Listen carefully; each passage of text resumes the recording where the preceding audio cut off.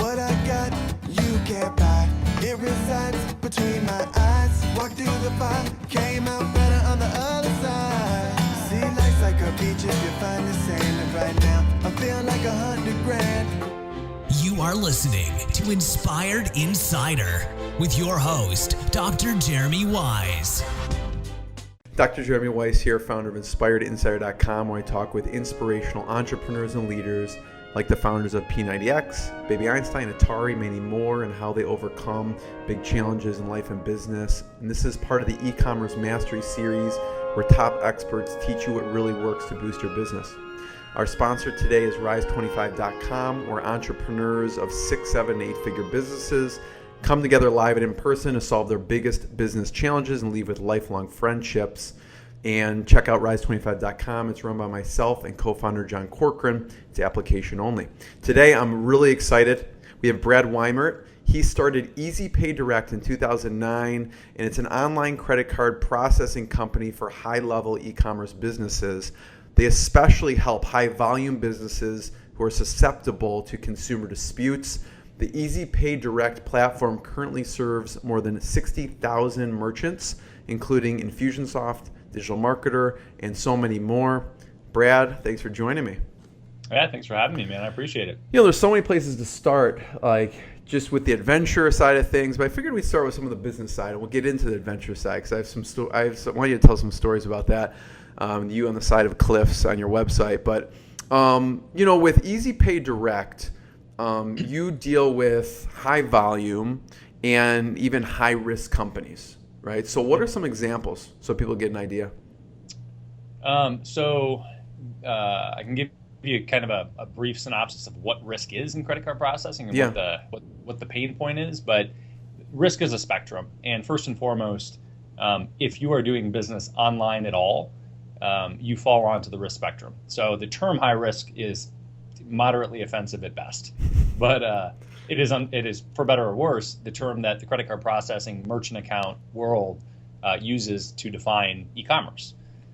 So the risk that you have and what people don't think about is, as a business owner, when you accept a payment with a credit card, most business owners consider that sale completed and you're done at that point.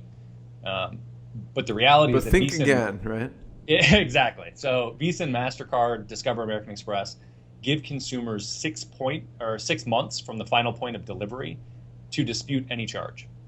So if you, even in a store, if you buy something physically, 6 months later, the consumer can dispute that charge, and you as the business owner are responsible for either proving that it was a legitimate sale or paying the consumer back. Refunding it, yeah. You got it. And if you as a business are no longer there, i.e. your business goes under, then the credit card processing company has to pay that amount back.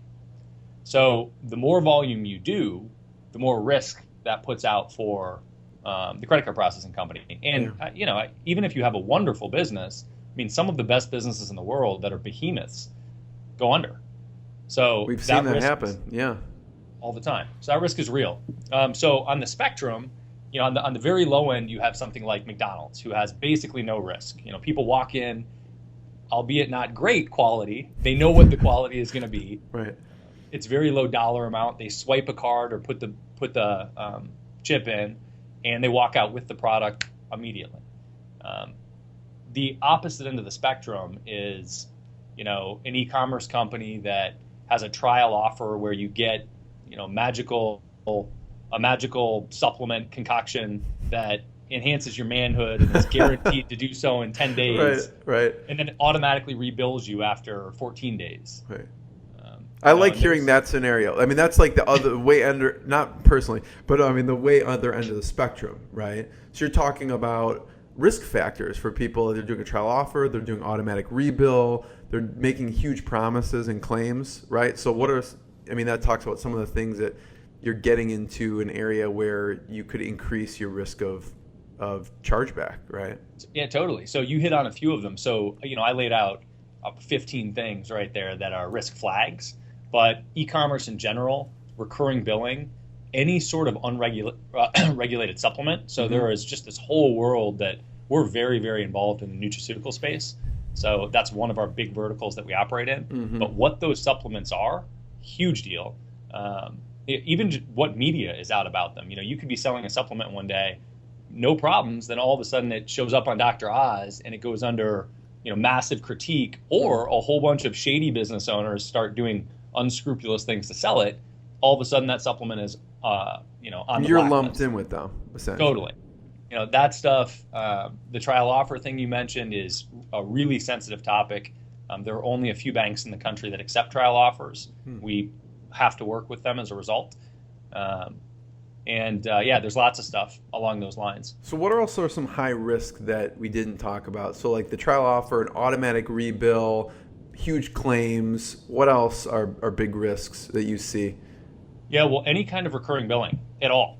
And it's always a spectrum. So the big thing for business owners to realize is, what we hear all the time is, oh, well, I'm not high risk. And depending on where I am and who I'm talking to and whatever, my response is, well, you are. I know the label's bad, but you definitely fall on the spectrum. Yeah. But you just have to, as an entrepreneur, you have to recognize that the bank is assessing the worst case scenario. What's an example of that, Brad, where someone's like, I'm not high risk, and what was it? Well, we get that in every single category, but right. The common ones are people that are selling a physical product online, or people that are doing, selling information online, and they've never had a dispute. And so a lot of people associate this. We had somebody selling water pitchers, right? And they were selling, $2 million a month. A lot of water pitchers, Yeah, and they very much, they were like, we're not high risk. Well, the volume ultimately made them high risk anyway. Right. But even when they were at $50,000 a month, it was a direct to consumer product, and they're still on the radar. And all it was a direct to consumer e-commerce product. Yeah. But that's a really common scenario where somebody calls in and the first question is, hey, what's your rate? And the response is, our internal response is, look, we'll hook you up with good rates. But the reality is that should not be the first question you're asking. Yeah. Because if you're doing e-commerce in general, if you get your account closed or have money held, it doesn't really matter what rate you're paying at all. Yeah. What's the first question people should ask then? Because like you said, most people are asking, they're thinking immediately, what's my rate? And they're just going off of that. Yeah, and there's a reason for that, by the way. It's because if you Google merchant accounts, there are thousands of companies that lead with the rate. And those thousands are people that are not in the, quote unquote, high risk space. Yeah. So they will set you up very quickly, and then they will just close you if there's a problem. Right. And that's the wrong approach. What you want are business owners you want merchant account providers to get to know your business model, because that prevents them from closing you on the back end. So really, the first question you should ask people is, are you comfortable doing my business? Doing my business model. But it's not even so much the questions that you ask; it's gauging what they ask you. If the provider doesn't ask you anything as a business owner, you've got the wrong provider. Yeah. If they don't ask you about your business model, if you do recurring billing, if you do trial offers, what's in the supplements, what your checkout pages, terms and conditions look like. If they don't ask you that stuff, you're working with the wrong company at scale. Now that stuff's fine if you're doing, $10,000 a month, or you're trying to prove concept on a product. But when you're doing e-commerce, as soon as you prove concept and you're starting to scale, you need to set up traditional merchant accounts that protect you from that stuff. What do you recommend for that? Let's say someone is, I don't know what you consider high volume, but should they start off with a platform like Easy Pay Direct, or should they grow into it? Yeah. So we work with lots of people that are just getting going and they're doing a few grand or 20 grand or accelerating into that space. Yeah. What we do for people that are in that level is we just set up one merchant account for them. And as they grow, we'll set up an additional merchant account and split the volume across more than one. Yeah. And there's a very wrong way to do that violates Visa MasterCard regulations. And there's a more proper way to do that protects both the banks and the merchants in general. Yeah. So it's really important to work with somebody to do that, not try to figure it out yourself. Yeah, I have a question Which, by the way, doesn't cost you. Yeah. Yeah, no, I had a question, and that may be related to is, I think on your site it says you have patent pending load balancing. Is that sort of hit on what you're talking about with that? Yeah, totally. So the gateway is built, we call it load balancing, and the gateway is built to run multiple merchant accounts and automatically split the sales volume across them. And there are different metrics you can use to do that.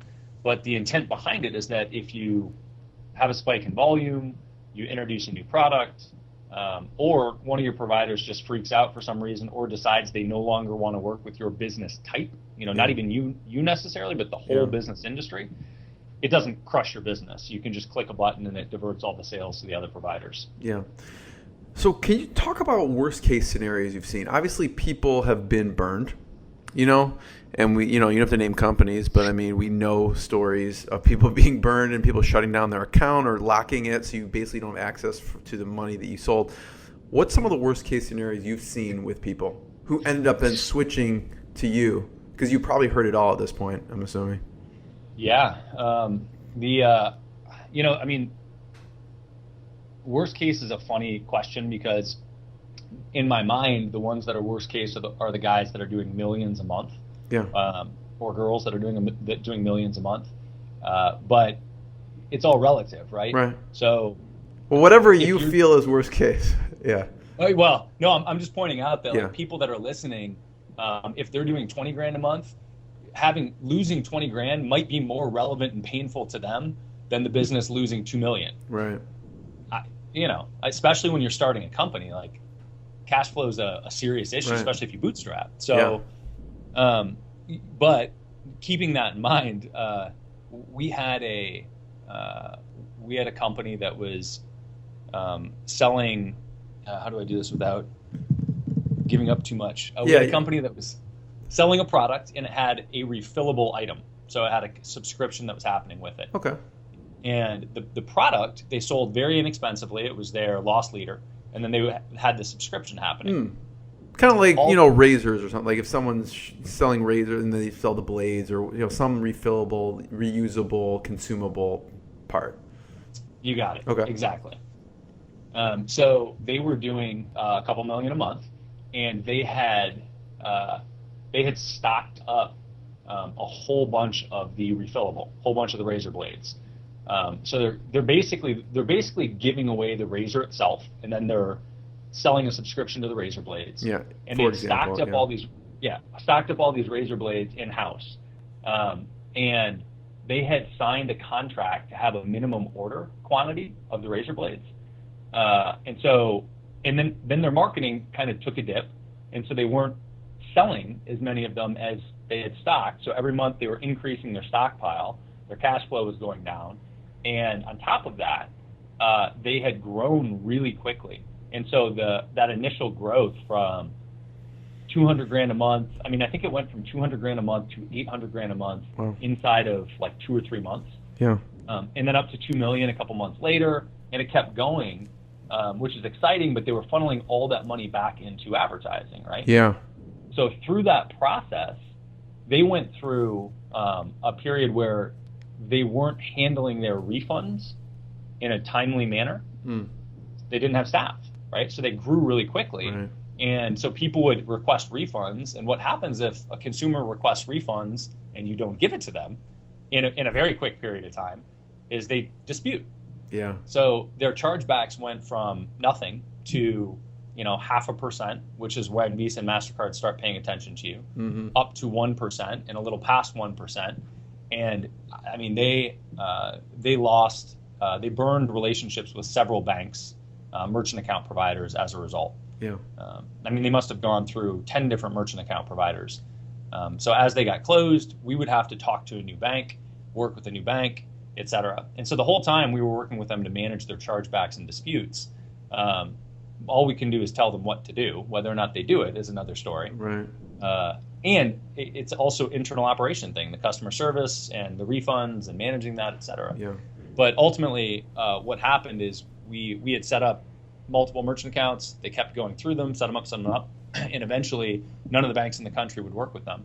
Wow. And the last account closed them and held something like 200 grand. Wow. And they didn't have it and they went under. But that holding that money That's crazy. and then losing the account, they had no way to accept payments anymore. So at what point did they find you in this scenario? So that's a really good question, and this is full disclosure. It doesn't. There are companies like that are riding the edge of aggressive marketing and growth. Exactly. And there is nothing. They would have been shut down, you're saying, probably 10 times faster if they went with like a regular type of merchant, because they wouldn't have the load balancing. They probably wouldn't have someone reaching out to all these channels to get that, to keep them going, essentially. Yeah, and so what actually happened is they were with another provider, and the first time they got shut down was at about $300,000.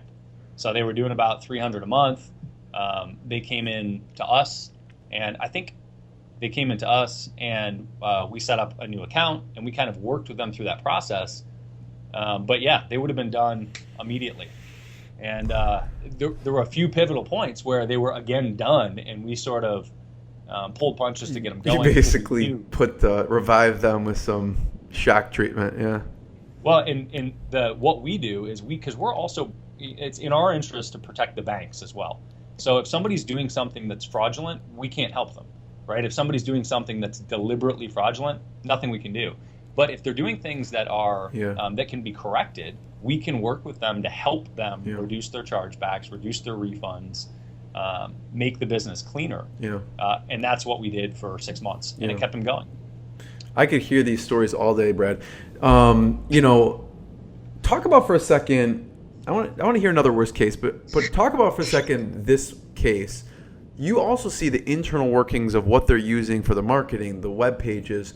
What allowed them to ramp up from 200 to 800 to $1 million a month or more? What were you seeing? Well, I don't know how. This is going to be more of a hey, don't do this story than do this story. Okay, yeah, that's fine. That works too. Yeah, but they were doing a trial offer. Essentially, they were giving away something on the front end and then automatically billing somebody on the back end. Yeah. It's a very easy way to increase volume very quickly. Now, they had somebody that was very good at media buying on the back end. So somebody who's very good at buying ads, and they had an offer that converted. However, that rebilling process, it just is riddled with chargebacks and refunds. For obvious reasons. You get something for free and people forget that they're going to get billed again. Yeah. And is it that it's not clear on the page, or does it not matter? It matters a lot. Okay. And those details make a huge difference. That's one of the things that we have to work with marketers on, because it is possible to oversell things. And you can get people to click the buy button, but the goal is not just to get them to click the buy button. Yeah. The goal is to get them to keep the product, Right. And you're trying to create have a win-win. a good experience, yeah. 100%. And just, foundationally, I'm a marketer. I mean, marketing is my thing. And before I got into credit card processing, I lived in the quote-unquote high-risk world. So I get it, but it's a fine line, because if you're marketing that aggressively and chargebacks sink your company, you don't have a company anymore. I mean, it totally defeats the purpose. Yeah. So it's a fine line. So what's another worst case scenario? I could stick with these for the next 5 hours. I'm sure you have a lot of them. Yeah, no. So we do product launches are a real easy worst case scenario. We see that stuff. Like an info product. An info product, and people do product launches with all sorts of stuff. But let's use an info product. Yeah. So we have people that sell a course on how to market online, and the course is $1,500. So let's say it's $2,000. So they might do a launch and let me think if I can think of somebody like this. Oh, okay. So info product, I don't remember the price point, but it was something like that, $1,000, $2,000. Yeah. And it was an affiliate launch. Mm-hmm. So they got together a whole bunch of affiliates to solicit their lists for this launch. Right. And they had I can't remember what the prizes were, but a car was one of the big prizes. It was like, hey, if you're the number one affiliate, you get a car. And then, number two was, a MacBook or something, and a whole bunch of stuff. In addition, they were paying out 50% affiliate commission on the launch. So what that looks like on the back end is they're paying out 50% affiliate commission. They're paying out at least 10% in bonuses. Yeah. So they're already losing 60%. Then on top of that, they've got product development costs, in-house staff, advertising of any kind that they're doing. So what their margin actually is, I don't know, but it's 10, 20, 30%. Getting dwindled down very quickly. Absolutely. And their mistake was they came to us probably, call it a week or two before the launch. And that's not a lot of time. It's what were they doing before the launch then? I mean, were they just processing with some other system? It was a new product for their business type. Okay. So they hadn't sold a coaching product before. Okay. Like this, an instructional product. And one of the important things to know about merchant accounts is you can't sell things that are outside of the scope of what you were set up to sell. So, an obvious example is like if you own a liquor store, you can't sell a car from the liquor store. Right. And there's many reasons why, but this is really common in the info product space. People introduce a new product, and if it's not related content, right? So there are people that just have different information. Yeah. Then you need to get a new merchant account for it. Different risk profile. Yeah. So they were selling a different thing. Maybe a week before they said, "Hey, we're doing this launch. We need merchant accounts." And it was like, So I can't remember if we set up 2 or 3, but I mean, a week is you should, when you're doing a product launch, you should at a minimum start this process a month before, and if you can, you should try to get merchant accounts that you can season so that they're not brand new when you go into a product launch. So that I could see. You mentioned that being a flag. If it goes from 0 to hundreds of thousands, that's a big flag. I mean, obviously, even if you're distributing it, right? 100%. And the question is why? And the answer is that what insurance does the credit card processing company have that your company is still going to be around after the launch? They have zero track record for you. They don't know anything about you. Yeah. So, how to mitigate that on your end if you're doing a product launch and you have the ability, if you have, let's say you anticipate doing $1 million launch, if you keep money in the bank, if you go to the merchant account provider and you have $100,000 in the bank or $200,000 in the bank, that makes the biggest difference because they can see that money's been there. And ideally, they can also see how you got the money, right? So, hey, he's had a balance of, or she's had a balance of X amount for the last 6 months. Yeah. So in that scenario, Brad, obviously it's not ideal, but that's why I like it, right? So someone comes within a week. So what do you do to actually, for one, get them up and running, and two, minimize as much risk as possible for them in this scenario? Yeah. So the first answer is that in that scenario, and again, I have to preface, there's a right way to set up more than one account, and there are very wrong ways to do it. In that scenario, we'd want to get them set up with at least a couple merchant accounts, and that's what we did. And the goal with those on the front end is to try to get merchant accounts that are approved for, 50 to 80 grand a month, which sounds really low if you're anticipating $1 million launch, but that number, like between 40 and 80 grand, kind of flies under the radar because it's not as high risk. If you think you're going to do $1 million launch and you ask a merchant account provider for $1 million, they're going to want to see your audited financials, your tax returns, the last 6 months of processing, 6 months of bank statements, all sorts of stuff, because it's much higher risk for them. Right. If you're only asking for 50, 80 grand, it's easier to get those things up and running if you have no history. Yeah. So that's one. Two is it's education for us. Is we want to have a conversation with them and say, hey, look, first and foremost, we want to know exactly what you're selling so that we can help you through this process. Yeah. But they also have to know there's a chance that you do this launch, and if you blow out your numbers, if you got approved for 80 grand a month and you do 200, very likely you're going to have the processor reach out to you and say, hey, we're going to either stop your ability to accept payments or we're going to keep 10% of your money for the next 6 months. Just as a keepsake if someone refunds type of thing. And they call them reserves. Yeah. And it's how they protect themselves in that scenario. And reserves aren't bad, but you have to, obviously, if you can get away with not having them, that's awesome. Yeah. But the reserve is there to protect both parties. So it protects the bank, right? But It also protects the business owner because if the reserve is in place and you do a launch, the bank is less likely to close your account because they have their risk covered. Yeah. Yeah, I'd rather have the reserve than shutting off, stopping payments. I'll take that any day of the week. Yeah. What's an example, Brad, that you had to turn someone down as a customer? And maybe, like, at first glance, they looked good. Mm-hmm.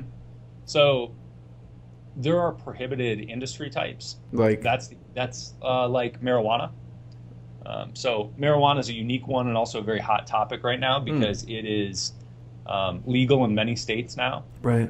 Visa and MasterCard have no problem processing marijuana, but the credit card processing system is pretty elaborate, and the banks behind the credit card processors are all FDIC insured. And because they're insured by the federal government, and the federal government says that marijuana is illegal, none of the banks that process credit cards will touch it right now. So how do people process that? They don't. So right now, if you're buying marijuana, period, but specifically in stores, which is where people do it, dispensaries. Yeah, dispensaries. There are ATMs inside of dispensaries. Really? I didn't know that. Okay. I mean, I guess it shows I'm not out there buying marijuana, but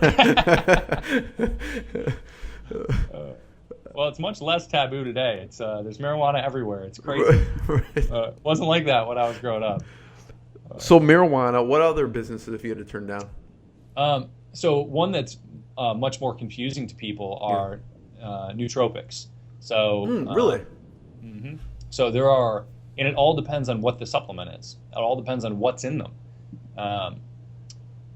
There are certain substances that don't have enough testing on them, or are just going through testing, where that's a big issue.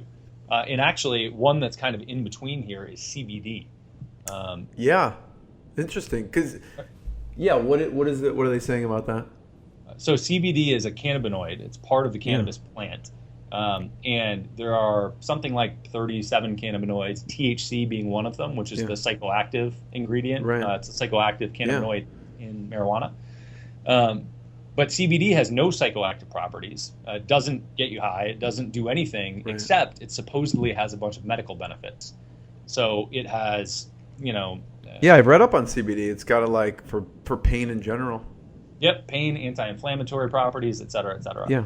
So the problem is that it is, and you can actually derive it from hemp, as opposed to, it can be split down so that literally the plants you grow aren't generating the THC at all. Right. Yeah. But first and foremost, people clump it into the marijuana camp anyway, because it's the same plant. It sounds like it, too.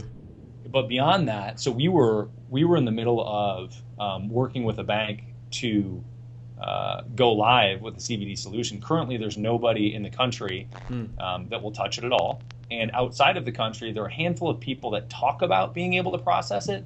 But what they do is set up the accounts, and after a month or two, they close them. And usually there's an exorbitant setup fee to do this. And I'll note that it's 2016 October 13th, because this could be different in a month. Right. But we were working with a bank offshore, a bank in the UK, to be able to process CBD both domestically in the States as well as all over. Yeah. And we were at the finish line of doing this, and then the U.S. government started doing federal drug trials on CBD. And because it got put into this camp of, hey, we're doing federal drug trials, again, federal government doesn't like it, done. Nobody will touch it. What about one where the business is okay, but it's the practices of the business is why you turned them down? So super common ones, and we try to work with people on these. Super common one are when people are when they have something on their website that is. I'm trying to fit into the box of what you just said, but whatever box it fits. You don't have to fit into that, but whatever. I'm just curious of, someone comes to you, it's not like regulated like marijuana or something, but you just see something that just is not kosher, I guess, and And maybe it's something they didn't even realize. Yeah, or maybe it's something they're doing deliberately. I don't know. Common stuff are things like terms and conditions, or making claims in your terms and conditions, or making guarantees in your terms and conditions, or somewhere on your website. That stuff is super common. And we screen for that on the front end, but it's very easy to find. And so we have legitimate business owners that have done something like copied terms and conditions from a competitor, right? Or from a similar company, which, by the way, that's super, super common to use templatized terms and conditions. Sure, yeah. I mean, really, you're going to write 15 pages of terms and conditions for your company? It just rarely happens. Right. So that's real common for that to happen. But what we'll find are things like, the customer service number was never changed. So things are still the old, like, website or customer service or product of the other company. Yeah, they're sending them to some other company in their terms and conditions. That's smart. No, I'm just kidding. Yeah, so that's a showstopper. And hopefully we catch that stuff on the front end. Sometimes we don't. But likewise, we also have illegitimate businesses that clone their previous websites where they got shut down. So we'll find those things, and then we'll link it to the old business and be like, okay, well, this is the second time you've done this. And if we don't find it, then the underwriters and the bank will find it. And that's really the difference. Like, we're here to screen as much as we can and try to get a crystal clear picture on the front end to prevent declines, et cetera. Yeah. But those are common reasons for a bank to decline something, and it's just a question of when it's going to be found. Yeah. So, Brad, why did you start this at all? This is such an interesting business I'm sure, you don't wake up one day, like when you're a kid, like, I want to own a credit card processing company one day. What made you start it? Or maybe you did. I don't know. You're on the side of a cliff climbing. You're like, I think I should. It's the smartest probably thing to process people's payments.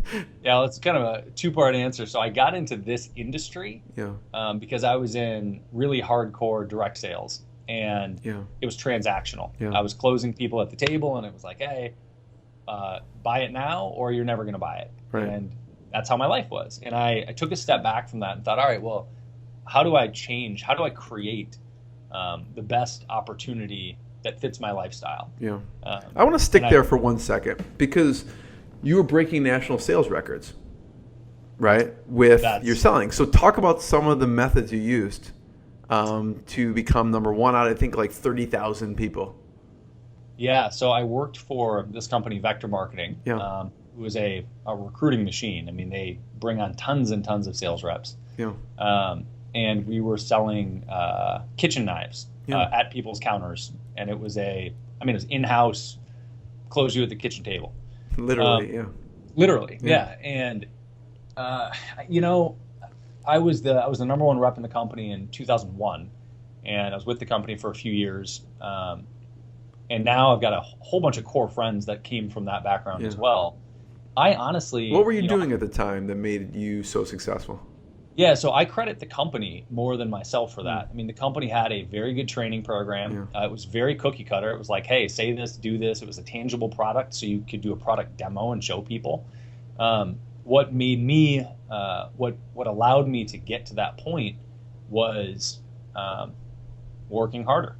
I mean, truthfully, I just worked harder. What was an impactful part of the training for you that you still use?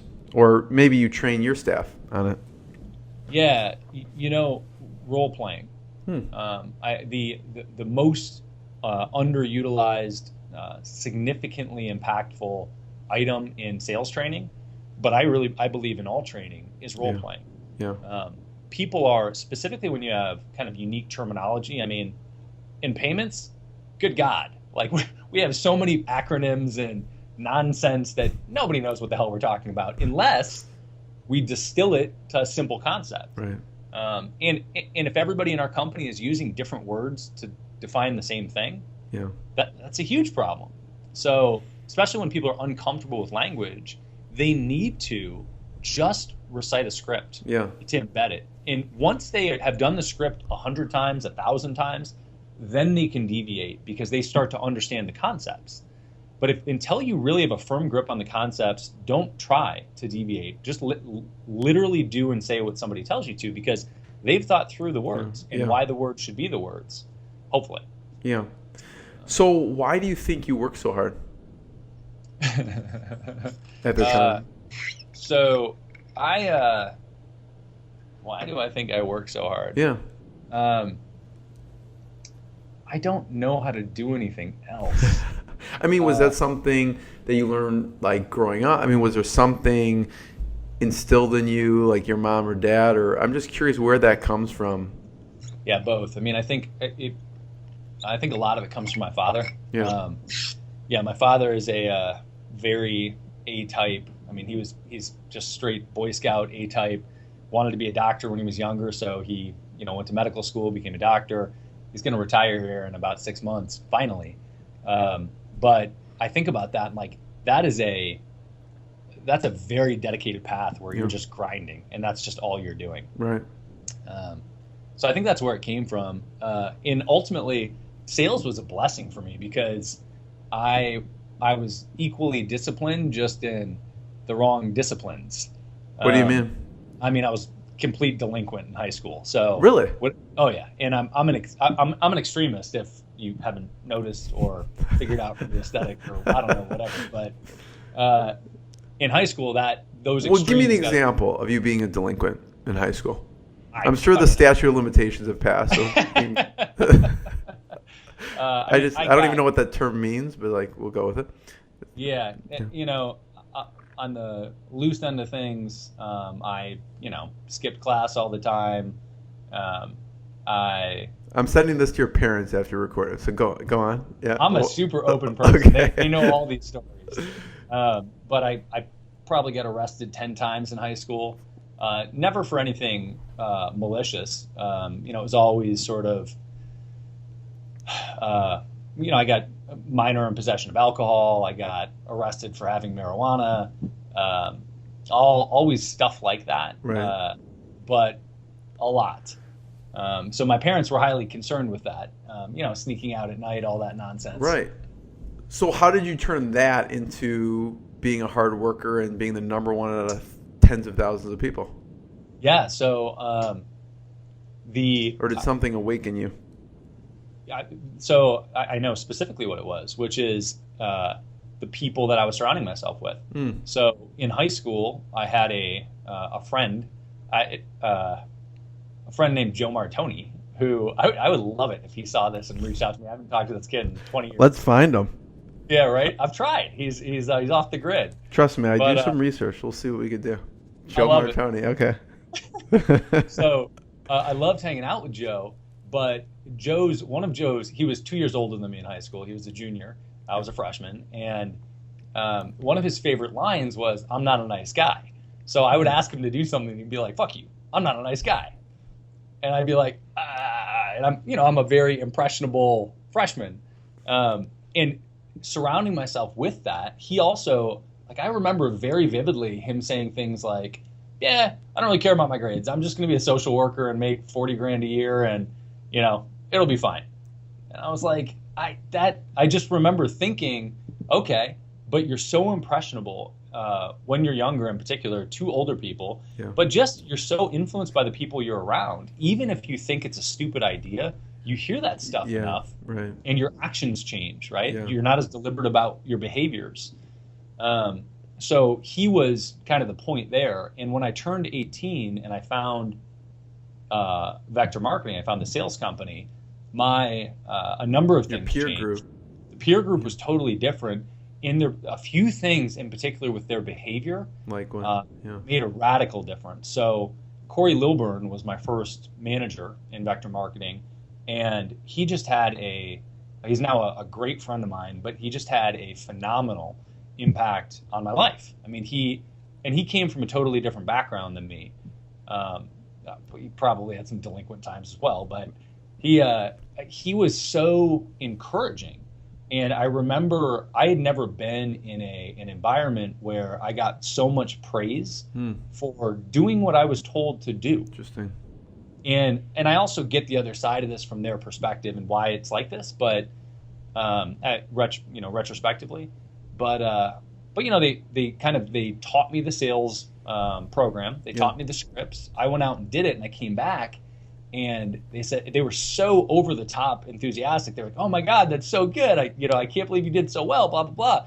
And I'm thinking, I just did like exactly what you told me to do. That's all I did was what you told me to do. Probably most people don't do that. Well, that's what's so crazy is I didn't realize that at the time. And so that environment, those people are what really started to change my paradigm.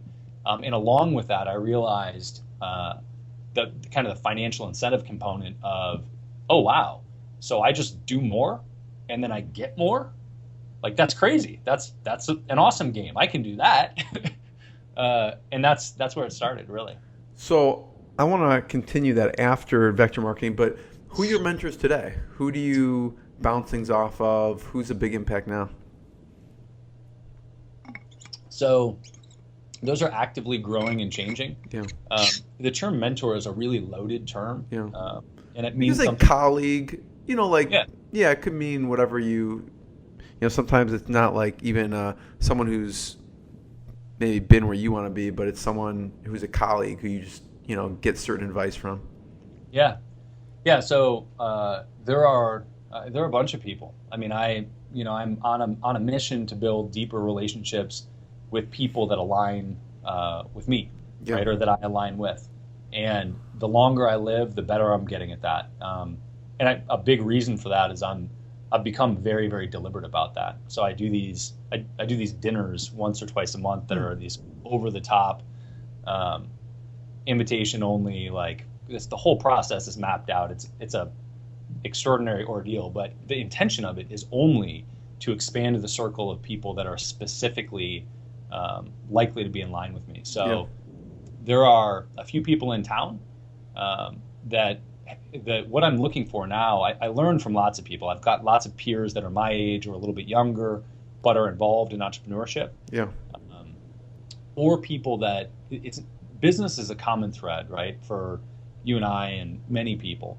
But there are also people in my world. I've got a great friend, Brother James, who is a musician, and he decided 3 years ago that he was just going to be a full-time musician. And he had done this kind of on and off throughout his life, but he was making decent money and just said, look, what I'm going to do is figure out how to automate money for the next X amount of time, and I'm just going to do the musician thing full blown. Yeah. And the common thread there is passion and commitment. Right? Passion, commitment, purpose. Yeah. And so he's somebody that I learn a tremendous amount from. I've known him now for 20 years, but amazing.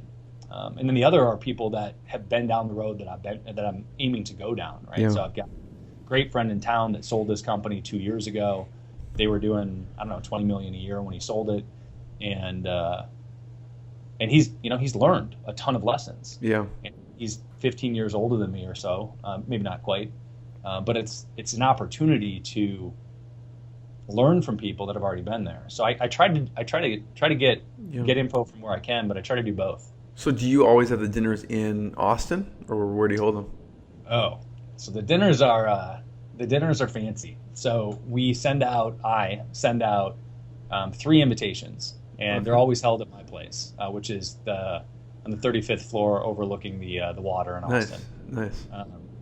The invites are overnighted. They're gold foil calligraphy. They're sealed with a wax seal with my monogram on them. That's high class. I love that. Yeah. They go over very well. Yeah. And 2 of the 3 are given the ability to add a +1. And the invite is very specific. It's well written, and it's gorgeous, but it's very specific, and it says something to the effect of, I value you so highly that I'm not requesting a +1, but it's a prerequisite. And so, I trust your opinion. But the notion of the whole thing is that life is about deep relationships. Yeah. And something that these 3 people has done has impressed me, either as an individual, in business, character, activity. And sometimes I'll write a custom version for different people, but that's the gist of the invite. and sometimes I'll fly people in for them. I've got a few other condos downtown Austin, so we'll put them up, and then that's awesome. Fly them, put them up, bring them in for the dinner. It's we've got a private mixologist that's just out of control. Really? One of the most impressive mixologists that it's just the stuff they do is crazy. There are two of them that we use, but Carolyn Gill is one of them. Might as well give Carolyn a shout. Yeah. What's her website, or does she have one? I don't know if she has one. Okay. Actually, we actually made a video for her because I was like, Carolyn, you need to show people, promote your brand. Like, this is crazy. And then we do a private dinner with a private chef up on the 35th. So the drinks are at a different location, and then we do that. That's awesome. So how many people ideally do you want at the dinner? There are six. There are six seats at my table. Yeah. So six is actually a phenomenal number, because it's, even with six, sometimes there's one person in the group that you don't have a chance to talk to. There's always one. There's always one that's like, somehow I didn't get enough time with them, or right. But you go beyond that, and then you start to kind of click out, and you get little pairs of people talking, and then it's not the same dynamic. But that's really what I've realized in retrospect. I have six because I have six at my table. Right. No, I love that. Thank you for sharing that. That's really cool. I interrupted you. You were talking about vector marketing, like why you actually started Easy Pay Direct, right? So you're vector marketing, you learn hardcore sales, and what was next after that? I built a list of things that were important in the next gig. Yeah. And it was like, no cap on income, had to be residual, had to be recession resistant. Yeah. And credit cards, as the economy tanks, credit card spending goes up. And it doesn't totally protect you, but it helps. And today, almost all spending is on cards anyway. So that's not as true today as it was 10 years ago when I got into it. Location independent, if I didn't say that. Yeah. It's a great list, by the way. Keep going. Yeah. So there were two other big ones on the list. Yeah. And one of them was selling to people that I wanted to spend time with. So I'd build a network while I was doing it. And when I was selling Cutco, I was selling to homeowners. And there was no way to filter other than money. Yeah. So I was selling to people that had, the knives it's $2,000 for a set of knives. So it's not cheap. So I was selling to people that had money. But that was the only filter, and that's not the best filter. Yeah. It's a filter, but it's not the best. So I wanted to sell to entrepreneurs. So credit card processing fit that bill, specifically the type that we're doing now. But the other one was the ability to make a lot of money fast. And credit card processing is not that. It is a slow build. You're getting paid, pennies off something, and it takes time to build that up. So I did a bunch of real estate investing in the interim to get chunks of cash to kind of get me through that curve. Mm-hmm. And I also made some really terrible investments through that process. So at the time, were you doing both? Like, did you know you wanted the credit card processing, or were you like, this real estate thing fits the criteria for now, and then it transitioned? Yeah, the real estate was a means to an end. And I still have a ton of interest in real estate, and I still am actively involved. But not. I have no interest in scaling that. It was a means to get the credit card processing. So you always knew you'd do the credit card processing? For some period of time. Yeah. The vision of my vision at the time was not what it turned into. Yeah. My vision at the time was, hey, I'd be an independent agent. I'd just build up a residual, and then I'd just have a residual, and life would be great. And, I'd just have money coming in, which I don't think that's actually realistic. You always have to maintain whatever is giving you a residual. Right. But that's where it started. Yeah. So how'd you get your first memorable customer for Easy Pay Direct? Man, I've done a bunch of fun stuff for that. Now most of our stuff comes through strategic partnerships of some kind, but we still do some targeted marketing for high value clients, or perceived high value prospects. Mm-hmm. One of them, I very early on, actually, I recorded a video. I had a video edited, and I didn't actually. It was so early that I didn't have money to do this. but had a video shot like in a studio, had a video edited with me talking to the two owners of the company, and they were putting on an event, and I was like, hey, we were going to sponsor the event, and I also didn't have money to do that, so that all went on a credit card. But shot a video and put it on an iPad, had a custom screen created in the back of an iPad. I think it was, yeah, I think it was. I mean, it must have been a first gen iPad, but put it on an iPad, and when you opened it, I had cleared off all the other icons, so it was just the video icon, and I actually queued up the video anyway. So you turned it on, and the video was right there. But it introduced myself and said how excited I was, blah blah blah. But that was the introduction to. That's how I got to know that company. Yeah. Yeah, and it was important. And I also did not have a mohawk at the time, so I was just some white guy named Brad. How do you think to even do that? You know, you're using so many elements here, right? There's sales elements. There's a direct response element. There's so many elements that is baked into this. Yeah, you know, truthfully, I think I'm trying to think of where I heard it. Yeah. And somebody had mentioned the iPad thing at some point, and I had never even thought about it. And I think fuck it. I mean, there's no reason not to give somebody credit for it. I think that it was Nick Nanton. Nick owns Celebrity Branding Agency. I know Greg Roulette and their partners. Got it. Yeah. I know Greg too.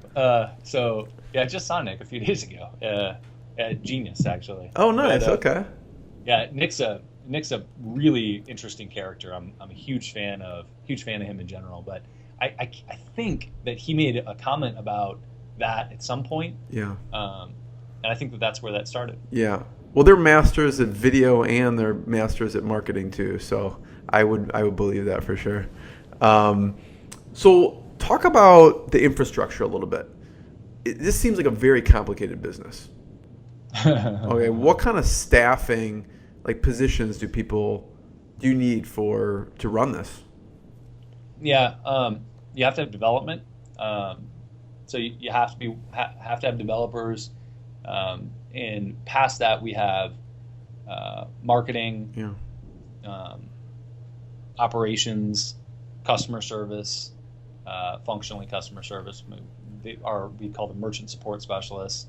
And then we have two different roles for the boarding process. So when somebody is just getting started, we have new client specialists talk to them. And it's somebody that is specifically trained to do those people have also done support. So that's the chain, is they go from support. If they're not on the marketing or development side of the business, they're trained to go through support. Then they're a new client specialist, and then they get tested into being a certified payment specialist. And the new client specialists work with people right on the front end. So they'll assess your business model, your products, what you're doing, look at your website, make sure all the T's are crossed, I's are dotted, and then they'll move you to a new client or to a certified payment specialist. How did you come up with that structure? Yeah, how did you come up with that structure? Yeah. You know, I think that what we realized was there are a lot of nuances to e-commerce and to different marketing models and different businesses, and where a lot of people fall short or get into trouble with merchant accounts is from not getting set up the right way on the front end. But it's almost impossible it's just so difficult to understand every single business model out there, right? I mean, we talk to just this litany of different types of businesses, from Nutra to adult to information products to seminar companies to payday loans to they're all so different. Right. Yeah. In the marketing models, some of them, there's tons of overlap, right? But like the adult space is fascinating because it's so competitive. They are on the forefront of innovation with marketing all the time because they have to be. And your moral judgments be whatever they are, but the marketing models involved in that space are always cutting edge. Yeah. So our certified payment specialists, what we realized is they need to know their shit. Like they need to know everything. So we train them on different business models, different industries, all of the nuances that pertain to the legal elements of it, et cetera, et cetera. So it's crazy. I mean, you look at our reviews online or look at client feedbacks, et cetera. It's overwhelmingly positive, and that's why. It's because we've got a super high touch, really educated staff that can help them, and that's super atypical in the payment space. Yeah. What was your first hire? First hire was Gordon Williams, who is a certified payment specialist, and I was at the time in a little 2-room office and downtown Ann Arbor, Michigan. We're in Austin, Texas now. And he was, I think before that, he was selling windows, functionally door to door. How did you know you were ready for that first hire? I was not. I did not have the money for it. And I just felt like I needed somebody else to do some stuff. You're wearing 100 hats at the same time, right? And trying to figure out what to do, and specifically doing client follow-up and sales when you're trying to actually build an infrastructure. Very difficult. It's a terrible combination. I mean, because you're going to drop the ball somewhere, and it's usually you drop it with a client, but you can't do that. Right. You have to, and so that's been one of the tenets of the business now is the clients come first. Period. Even if I told you to do something else, you get a call from a client, the client comes first. Like that's 100% through the organization. Because you have to, it's your brand. Yeah. You know? So, Brad, I have a few more questions, but what do you consider some of the milestones of Easy Pay Direct? One of the big ones early on was integrating with having a fully integrated application process. So when you're working with 30 banks. And you're trying to set up multiple accounts for people, the traditional way that this happens, and this happens with all our competitors, et cetera, is you manually fill out a bunch of different applications. And that is it's just tremendously time painful process, yeah. Much less, just super irritating. And so getting our online application is called eMAP. It's the Electronic Merchant Application Portal. And getting eMAP up and running and now we're on, I don't know, version 11 or something. But getting that up and running for the first time was sort of miraculous. Gordon Williams was present when we did that, because that was my first objective. So, I got the sales guy on, got him cover clients, and then I crushed that out and finished that. And so today it's really funny because every time we have a little quirk or something that isn't working perfectly or somebody wants to do something differently, you hear staff vocalizing that, and Gordon will inevitably reach out to me in the back end and be like, "Man, they have no idea. They have no idea what we are filling it out on stone tablets and sending it." Yeah, exactly. So now you have one online application, and once we get that, we screen it internally. Everything's laid out easily for us, so we can do it quickly, and then we can hit all the banks. In the order that we want to, but on the back end. So it sounds like putting systems in place, whether it's that or whatever it is, has been huge.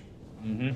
It was also the biggest lesson because it's the systems are the only thing that it's what holds the whole thing together. Yeah. Yeah.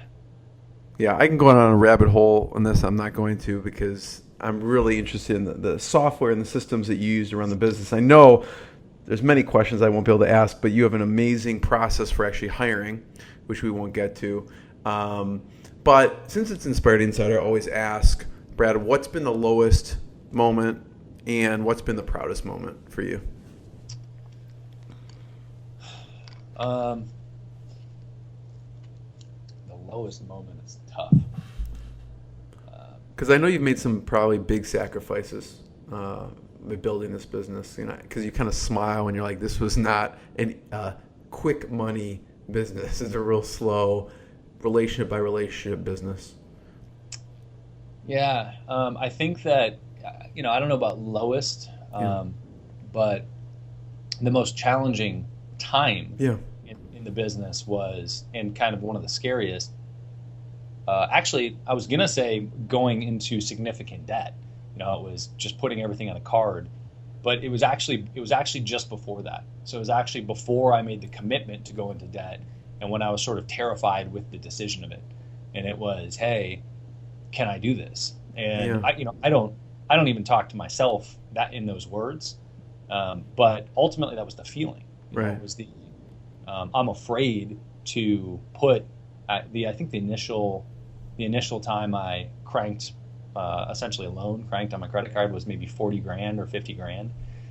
And I just remember thinking, I don't know if I can do that. Right. And once I did it, there was no choice. Once I did it, it was like, all right, well, now we're going. But I think that decision-making process and kind of the self-talk and the internal dialogue at that point, that was probably the most challenging time. What pushed you over the edge to say yes, you think? Because that's such a tough moment, right? Yeah. I think I don't know. I don't know the answer to that. I think that I know what was going on in my life, and that was that I had a real estate education company, and we were doing seminars teaching people how to invest in real estate, which, by the way, is why I got involved in the high risk space specifically. Right. Because we had problems with merchant accounts. Yeah. So I had to know. You had a pain point, yeah. Oh, crazy. That's why I built the whole company, really. But after I got out of that, I went and climbed some mountains in the Swiss Alps, which I was totally ill-equipped for. Thankfully, I had Carl Drew, who is a very good friend and crazy adventurer, there to keep me safe. But I think through that process, I think I got back from that, and my mindset was that it was time to do this. And I'm sure that we could build some correlation there, but ultimately, adventure serves a couple purposes, and one of them is to show you what you're capable of. Yeah. Yeah. And you have to, when you're literally facing death, you're literally standing on the edge of a mountain thinking, all right, well, if I slip, if I misstep, if the wind blows too hard, it's dead. Over. Yeah. Yeah. I think that it helps you puts things in perspective. Reframe. Yeah. Reframe who you are. Yeah. So proudest. Proudest was so far. Besides that trophy behind you. I don't know what that is, but those are all from Vector Marketing, and I don't know what to do with them. I can't throw them away. It's like it looks like you won like the PGA Tour or something. I don't. Yep.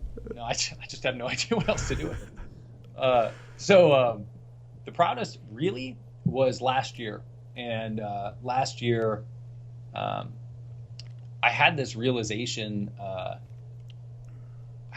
was at an event. I think I was at I can't remember what event I was at, but I was at an event, and I had this moment where I thought, man, like literally everything that is happening in life is founded on some relationship that I have. Mm-hmm. The business stuff, the personal stuff, everything that I'm doing. And a fun game actually is to track that back and think, hey, I'm doing this with this person. Well, how do I know this person? You can think back, well, I only know them because I went to this dinner with these people, or, I was at this location with this person. Right. So if you didn't know this person, you wouldn't know them, wouldn't know this person, wouldn't have gotten into business. Right. And it was that realization that the driver is quality relationships, and the depth of your relationships drive everything else. So I know that doesn't sound like, an accomplishment, but the realization, I think, for me really, really was an accomplishment. And I think that it's helped over time to guide my actions and adjust the goals that I'm after, the drivers. What's one of the best pieces of advice you've gotten from one of those people that you built a relationship with? The destination is not the outcome. It's a beacon. So the goal that you're setting it's not about hitting the goal. Yeah. That is just a guiding light, right? But the path through it is, and that specific phrase resonated with me. Yeah. But Brad, this has been awesome. Thank you. I have one last question, but before I ask it, where can people check you out online? Where should they go? BradWeimert.com is me personally. It's Brad, WEIMERT.com. And EasyPayDirect.com. If you do any sort of e-commerce, you certainly should look at us. Yeah, EasyPayDirect.com. Last question is has to be an adventure question. And I don't know if that's you on video, but there's some video of a kickball injury. Was that you? That was the craziest video. I should clip it in. It's the sickest thing, one of the sickest things I've ever seen. I think your leg is bent on a 90-degree angle where it shouldn't be.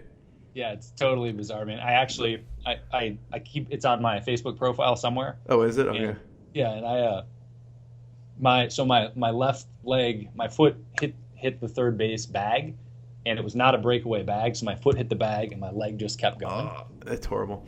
Oh, it's so crazy. I just want to point that out because it's crazy. But the craziest thing you've done or the scariest moment as an adventure?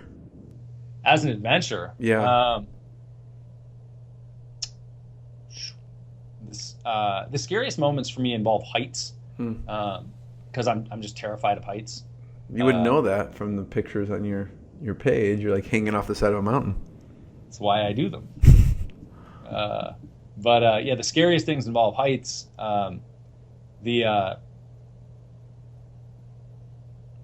Crazy. I mean, crazy is such a tough thing for me to isolate in my life. But I think, really, I think that they're climbing mountains is. Yeah.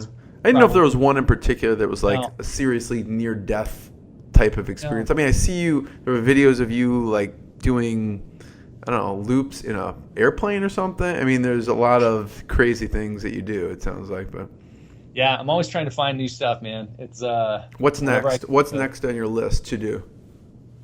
Next on my list is to compete in American Ninja Warrior. Really?